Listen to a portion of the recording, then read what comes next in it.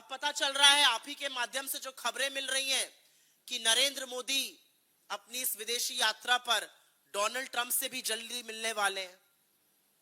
जब वो मिलेंगे तो आप लोग बिजली सी केमिस्ट्री की बात बताइएगा हमें। पपियां झपियां गलबैयां दिखाई जाएंगी, माय फ्रेंड ट्रंप कहा जाएगा, हमारी कितनी केमिस्ट्री है वो बताई जाएगी।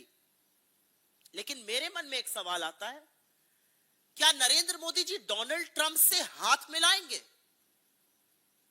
और ये सवाल तो आपके मन में भी आना चाहिए। इसलिए आना चाहिए क्योंकि जब पहलगाम का नरसंहार हुआ था और उसके बाद जब भारत पाकिस्तान से मैच खेल रहा था और तो उसको जस्टिफाई करना था, तो भारतीय खिलाड़ियों ने पाकिस्तानी खिलाड़ियों से हाथ नहीं मिलाया था। तब पाकिस्तान हत्यारा था, आज अमेरिका हत्यारा है। क्या नरेंद्र मोदी डोनाल्ड ट्रंप से हाथ मिलाएंगे? क्योंकि डोनाल्ड ट्रंप की सेना ने हमारे लोगों की हत्या की है। और हमारे देश ने क्या किया? क्या हमने किसी भी इंटरनेशनल फोरम पर कहा कि इस मामले की पूरी जांच हो? जांच तो छोड़िए, क्या हमने सार्वजनिक रूप से कड़े शब्दों में कहा कि अमेरिका ने यह गलत किया है? क्या हमने यह कहा कि अमेरिका ने तमाम चीजों का उल्लंघन किया है?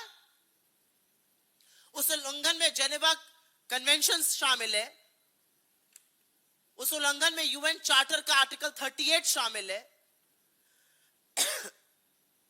क्या हमने इस देश को आश्वासन दिया कि ऐसी हत्याएं दोबारा नहीं होंगी? नरेंद्र मोदी की सरकार ऐसा कुछ नहीं कर पाई।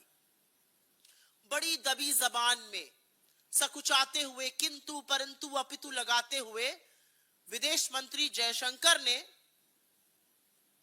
13 जून को अमेरिकी चार्ज दी अफेयर्स को तलब किया गया, जो कोई बहुत बड़ी बात नहीं है, ये रूटीन डिप्लोमेटिक एक्सरसाइज होती है। और उसके बाद जयशंकर जी ने बयान दिया, वही लाल आंखों वाली रील बनाते हुए, कि हमने अमेरिका के सामने आपत्ति जताई है। हमने अमेरिका से कहा यह मामला जायज नहीं है, यह हत्या जायज नहीं है। लेकिन कुछ ही देर बाद अमेरिका के विदेश सचिव मार्को रूबियो का बयान आता है और उस बयान ने इस देश को शर्मसार करने का काम किया है। बखिया उधेड़ कर रख दी है नरेंद्र मोदी की, उनकी सरकार की और उनके विदेश मंत्री की। क्योंकि अपने बयान में अमेरिका ने ना माफी मांगी, न खेद व्यक्त किया, न दो शब्द सांत्वना के बोले, न परिवार को किसी भी तरह का शोक व्यक्त किया, न किसी मदद की बात करी। अमेरिका ने उल्टे हमको धमकाया, हत्या को जायज ठहराया और कहा अगली बार अगर आपने हमारा आदेश नहीं माना तो फिर ऐसा होगा। अब दोनों में से एक ही व्यक्ति सच बोल रहा है। जयशंकर जी कहते हैं मैंने आपत्ति जताई, अमेरिका का विदेश सचिव धमकाने की बात कर रहा है। पूरा स्टेटमेंट पढ़ लीजिए। वो कह रहे हैं all commercial vehicles must comply with orders from the US forces else they will have to pay a price. तो दोनों में से एक ही व्यक्ति सच बोल रहा है और ऐसा लगता है कि सच मार्को रूबियो बोल रहे हैं, क्योंकि अगर वो सच नहीं बोल रहे हैं तो हमारे देश ने, हमारे विदेश मंत्रालय ने, हमारे विदेश मंत्री ने मार्को रूबियो की बात का खंडन क्यों नहीं किया?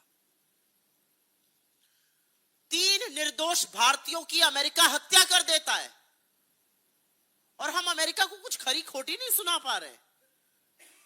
अमेरिका हमें, हमारे लोगों को मारने के बाद धमका रहा है, आगे भी मारने की बात कर रहा है और हम मुंह में दही जमाए बैठे हैं।